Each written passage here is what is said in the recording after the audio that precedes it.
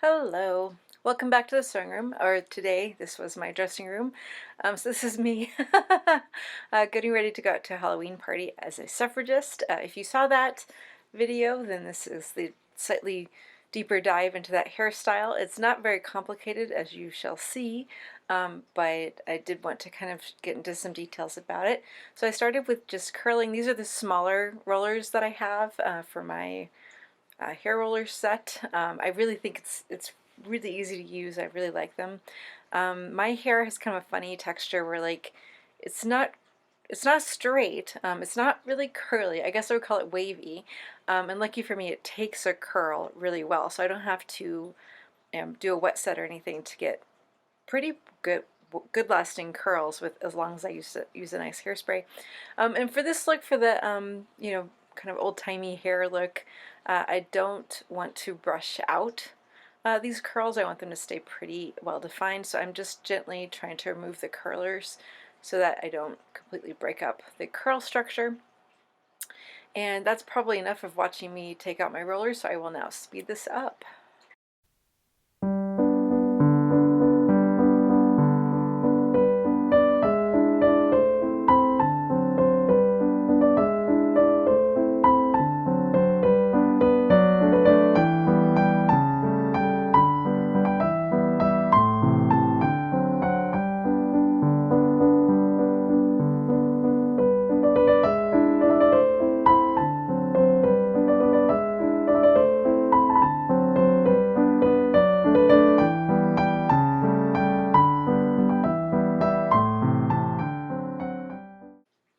All right, so I do think this hairpiece is sold to make it easier for girls to get ready for dance competitions, like cheer competitions, which I think is why they are called cheer curls. So there's your clue. But it turns out they work just fine for an adult as well. What I'm trying to do here without a mirror or a comb is divide my hair so that basically I'm using a small bit of the back of my hair to make a ponytail, and then that is what I will use to attach to the cheer curls. Now, if you have longer hair than mine, but you just don't want to mess with making a million little curls in your hair, you could obviously also put your hair into kind of a small bun here if you wanted to make sure you were hiding some more of your natural hair underneath. But I, don't have a ton of hair yet. I'm still working on growing it out, but so this is my solution. It's actually super cute. It's basically a little curled wiglet that comes with a drawstring, and you can see the hairnet on it, which I'm taking off for a minute. But the drawstring basically helps secure the cheer curls to your hair.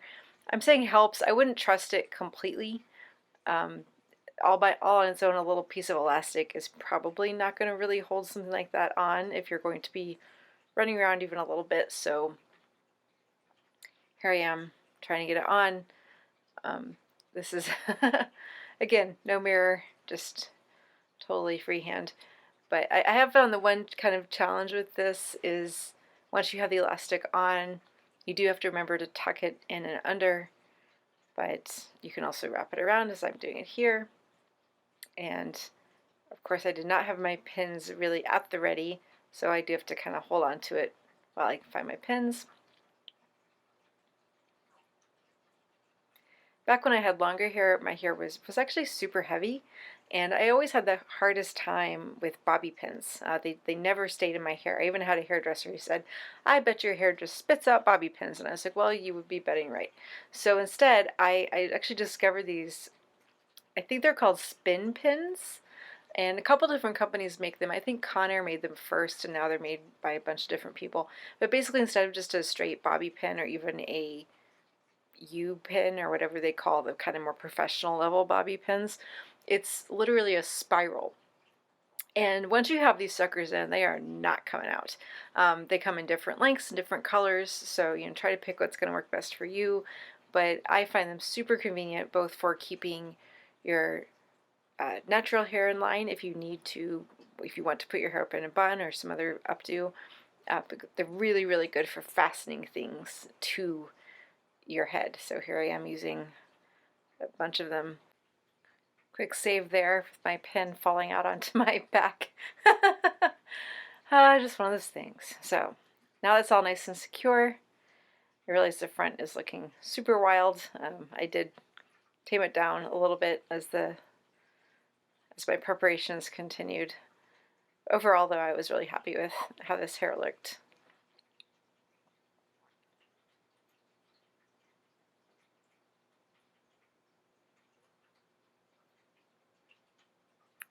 This is my patented just mess with it until it looks less bad process, which I hope is reasonably universal, I'm not sure.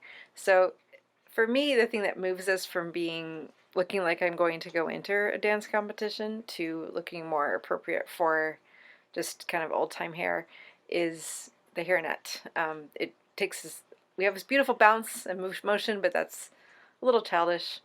So instead, if you use a hairnet, you can just very quickly pull that into more of a bun shape. It's still very large, loose, funny looking bun compared to the really, really intricate hairstyles that women would have been doing. But you know, working quickly on your own, this is really, I think it's really serviceable for something if you're not super, super worried about being super, super accurate and you just want to look a little bit more true to the time from a distance. So that's it. Quick, easy, relatively inexpensive, definitely compared to a full wig, and light and comfortable to wear. So that's hard to beat. If you're new here, thanks for coming by. If you've been here before, thanks for coming back. Either way, hope to see you soon.